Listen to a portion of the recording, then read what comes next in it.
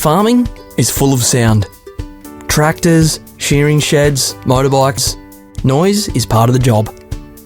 But when things get too loud, it can hurt your hearing. The good news? With a few simple habits, you can keep your ears safe and enjoy farm life for years to come. Your ears are amazing machines. They collect sound, process it, and send it to your brain.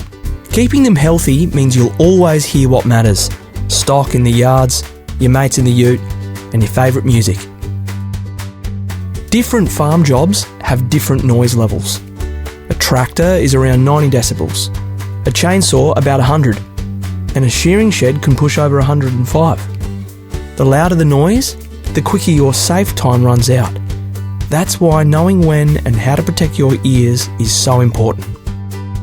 The solutions are simple. Wear earmuffs or earplugs. Think of them as helmets for your ears. Take regular breaks to give your ears a rest.